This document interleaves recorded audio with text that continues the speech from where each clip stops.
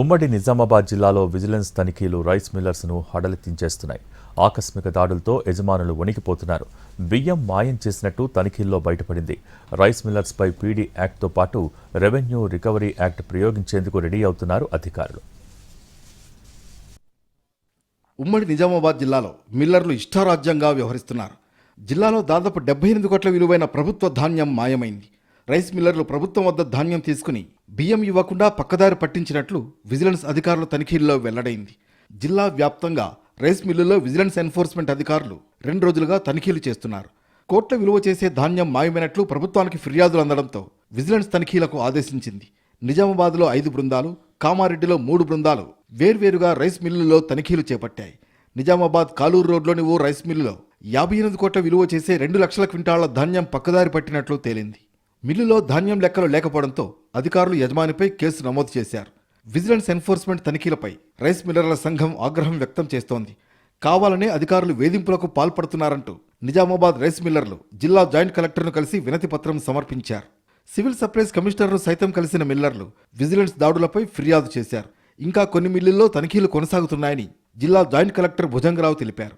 ధాన్యం నిల్వల్లో వ్యత్యాసం ఉంటే సంబంధిత యజమానులకు నోటీసులు ఇస్తున్నామని తెలిపారు. విచారణ అనంతరం క్రిమినల్ కేసులతో పాటు రెవెన్యూ రికవరీ యాక్ట్ ప్రయోగిస్తామని తేల్చి చెప్పారు. ఓ మిల్లులో భారీగా ధాన్యం నిల్వల్లో వ్యత్యాసం ఉందని తెలిపారు. దాంట్లో వాళ్ళు అక్కడ ఫిజికల్గా కనుక్కున్నది 1,12,282.40 క్వింటాళ్ళు. రిమైనింగ్ ఏదైతే ఉండాల్సింది ఉందో కనబడలేదో అక్కడ 2,03,688.56 క్వింటాళ్ళు. దానికి సంబంధించి వెరిఫై చేసుకొని వాళ్ళు పంచనామా కండక్ట్ చేసుకొని రిపోర్ట్ ఇవ్వడం జరిగింది. అటు కామారెడ్డి జిల్లాలోనూ సివిల్ సప్లైస్ అధికారులు తనిఖీలు చేపట్టారు.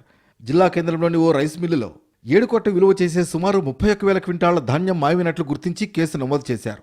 బాన్స్వాడలో మరో మిల్లుపై దాడి చేశారు. సుమారు 20 కోట్ల విలువ చేసే ధాన్యం పక్కదారి పట్టించినట్లు గుర్తించారు. రాఘవేంద్ర రైస్ మిల్లుపై పీడీ యాక్ట్ ప్రయోగించారు. ఉమ్మడి జిల్లాలో సుమారు 70 కోట్లకు పైగా ధాన్యాన్ని మిల్లర్లు అమ్ముకున్నట్లు అనుమానం వ్యక్తం చేస్తున్నారు అధికారులు. ఏటా కేసులు నమోదవుతున్నా మిల్లర్లలో మాత్రం ఎలాంటి మార్పు కనిపించడం లేదు. 100 కోట్ల బకాయిలు పేరుకుపోతున్నా రికవరీపై అధికారులు దృష్టి పెట్టడం లేదనే ఆరోపణలున్నాయి. 2024-25 ఖరీఫ్ రబీలో ప్రభుత్వం సేకరించిన ధాన్యం మిల్లర్లకు అప్పగించింది. వాళ్లు ఇంకా 2,20,000 మెట్రిక్ టన్నుల సీఎంఆర్ బియ్యం ఇవ్వాల్సి ఉంది. సీఎంఆర్ బకాయిలు చెల్లించకపోవడంతో ప్రభుత్వం వరుస తనిఖీలు చేయిస్తోంది. ఇప్పటికే 48 మంది మిల్లర్లను ప్రభుత్వం బ్లాక్ లిస్టులో పెట్టింది.